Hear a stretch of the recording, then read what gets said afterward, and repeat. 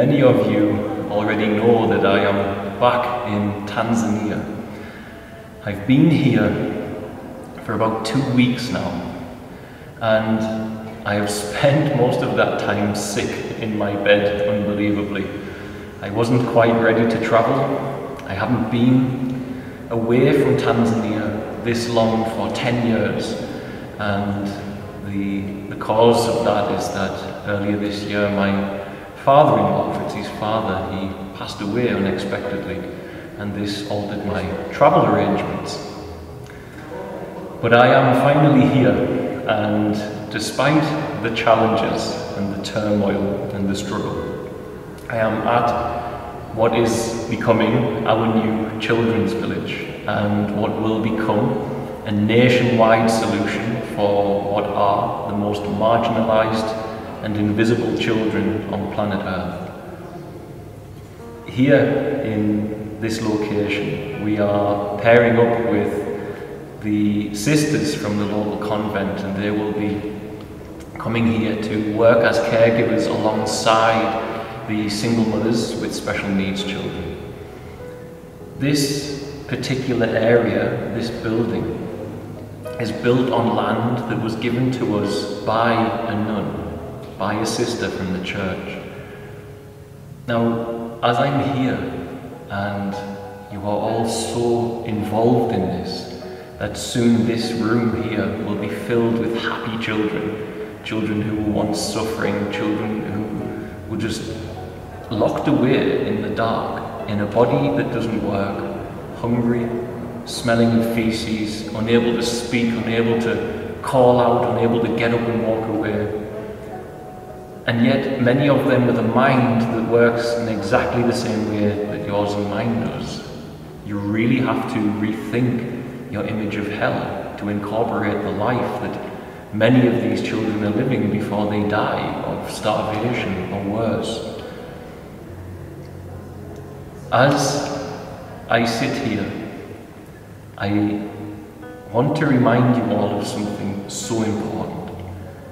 Everything that is happening because of God. God told me, as a human being standing here talking to you, I was just living my life and decided all of a sudden I need to hear from God. I started fasting and God sent me here. I was in no way anticipating or expecting this life, none whatsoever. But this isn't about the individual here, it's about all of us.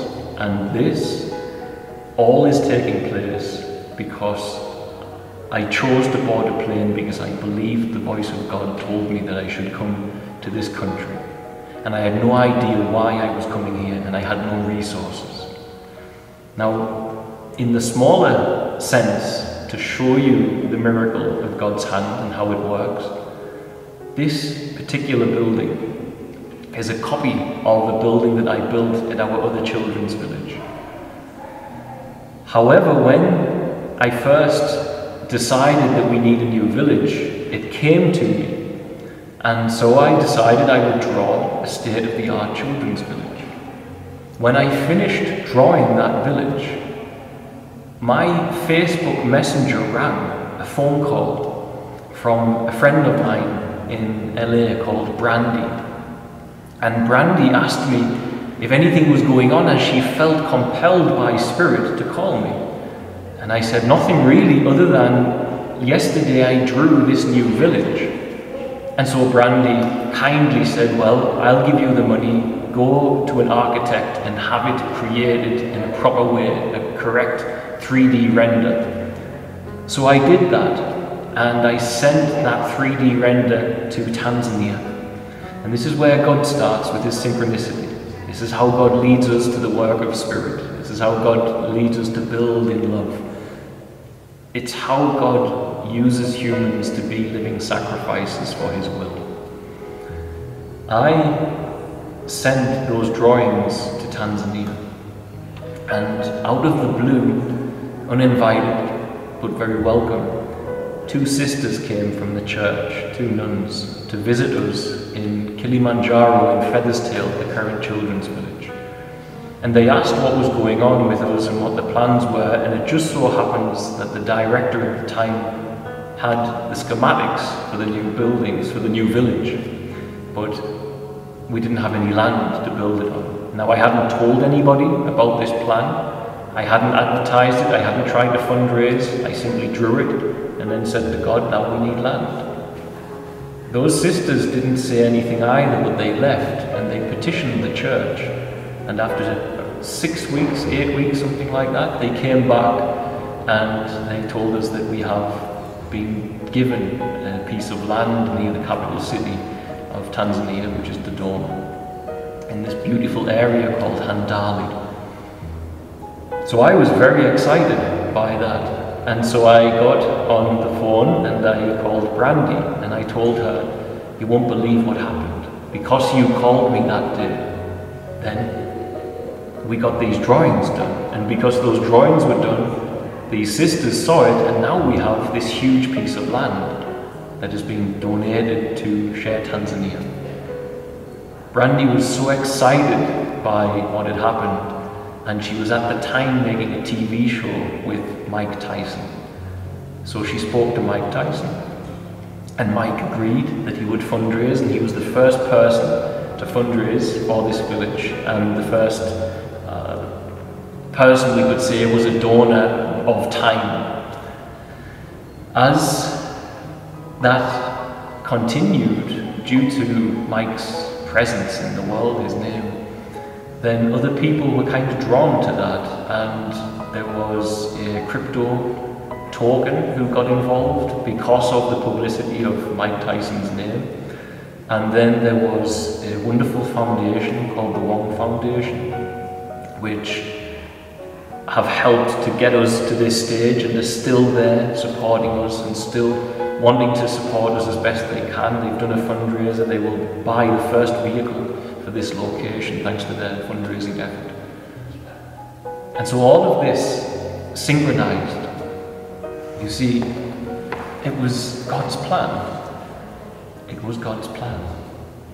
If I hadn't answered that Facebook call, if I hadn't had the drawings done, if they hadn't been there to show the sisters, if they hadn't been led by the Spirit to give us this land, if Brandy hadn't been at that time working with Mike, when I told her and then she got accepted, it was all an orchestrated plan. And in the most unlikely of ways, we are now here, where we will build what will be Africa's #1 premier special needs children's village for children living in horrific crisis. And we will provide a safe and loving home for children and adults with special needs who are marginalised. And we will use this as a blueprint to prove to those who have the resources available to them to join our vision and replicate this all across not only the continent of Africa, but the world.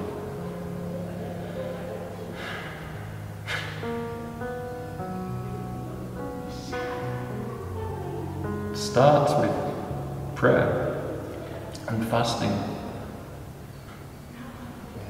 It starts with tuning into that place where we as a species can hear the divine guidance of our Creator, of a profound love that doesn't know a condition. And when we tune into that, we can have the living God with us, the present, living, speaking, breathing God that is guiding our lives, that has made this possible. I am just like you. I am not special. I have worked normal, everyday jobs back in the West. I worked in phone shops, I worked as a salesman, I had my own business, I got involved in all of this normal, regular European life. And eventually, I just felt numb. I felt like it was an empty box, because all I was chasing was pleasure and materiality. And when I made a decision that I would not let worldly desire drive me, I would let something else drive me. Started fasting, praying. That commitment to saying, I want God, is a commitment every human being should embrace at one point in their life. And when you embrace it, God, as He has used thousands of people to make all of this happen, can start to use you in the way that you are to be used. Start to access you as a servant to His will.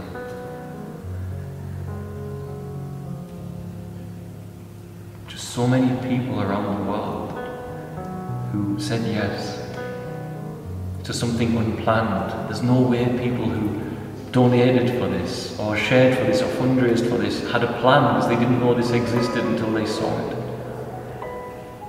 It's that spontaneous guidance of a loving Creator that leads to a heaven on earth.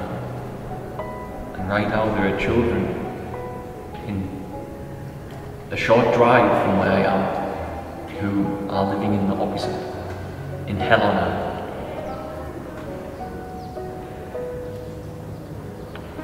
But it's changing. I'm in the middle of it changing. And in 5 years I'll put the camera here again and talk to you all. And no doubt there'll be lots of noisy, screaming children behind me. And we will know that it works.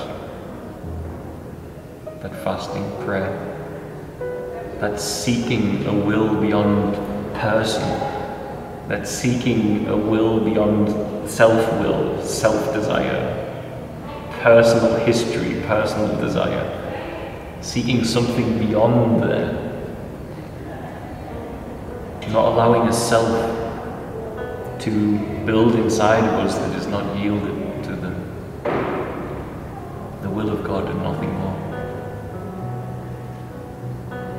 We know that it's the truth. That we have an awesome, loving God, and He's fighting. He needs you, and many of you have already done so much.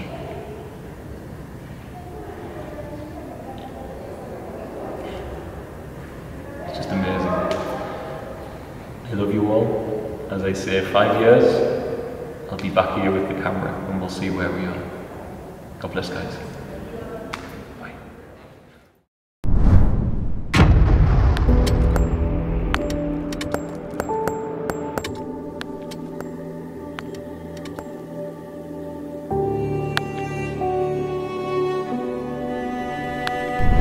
I can't stand seeing the children like that. It's gut-wrenching. It breaks my heart. In 2015, after relentlessly working to help alleviate the human suffering he witnessed in Tanzania, John St. Julien opened the doors to Feather's Tail Children's Village for disabled children with the help of countless kind-hearted humans following his journey on social media. Years later, Feather's Tail has been an incredible success story for the 100+ special needs children with disabilities who now have a chance to thrive for the first time in their lives. Feather's Tail proved that eradicating the suffering of all special needs children was in fact possible with the power of love. John and his team decided to embark on their most ambitious project to date. A new, all-encompassing children's village that will become the blueprint to eliminating the suffering of people born with special needs in the entire country and beyond. I want to take just a few moments of your time to share with you an exciting project. People all over the world connected very deeply to this mission and took action to help.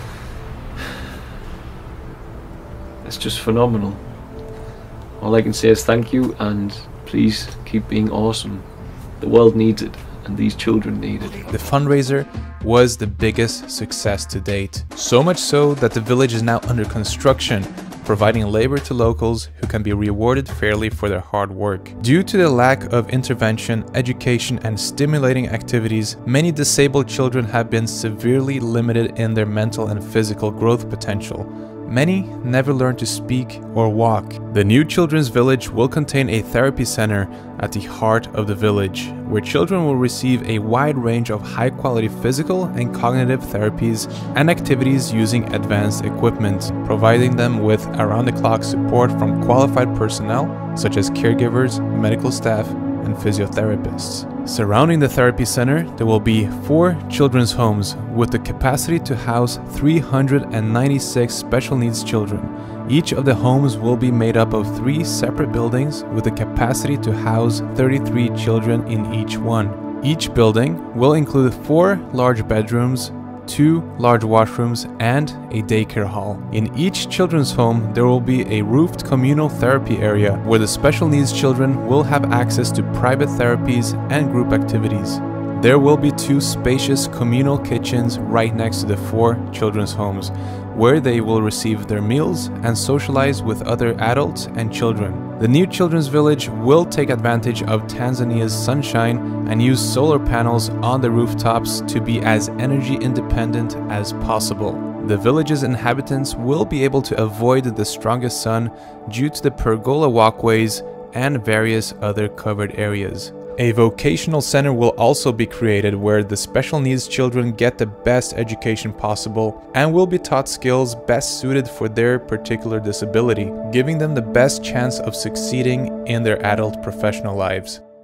Disabled children are often forced to spend time in isolation for hours on end, sometimes even chained up to prevent them from hurting themselves while the parent goes to work to put food on the table and to survive. To tackle this very issue, the new children's village will be home to a community of single parents with special needs children. Each family will live in self-contained, disability-friendly houses. This provides safety and privacy for the family, while still providing full access to the village's medical care and facilities. The single mothers will also have access to education and employment opportunities, such as caring for other special needs children without parents. These mothers are often the most qualified people to do so, having raised a special needs child themselves. Monica has severe malnutrition, the worst case we've ever had. Monica is 4 years old, but she only weighs 4 kilograms. Malnutrition is commonplace in Tanzania. UNICEF estimates that around 54% of children under 5 years had stunted growth. Therefore, permaculture will be a focus inside the new children's village. We aim to be as self-sufficient as possible, not to depend on external factors for food availability to meet the children's nutritional needs. We have been blessed with the opportunity to start this project, but our mission is still far from over. We're working around the clock to gather more funds to proceed to the next phase so we can help these humans as soon as possible. If you feel connected to this project and want to become a part of this important mission, visit www.sharetanzania.com/invisible children and learn how you can directly impact the lives of these people today. Thank you so much for watching and stay tuned for more updates.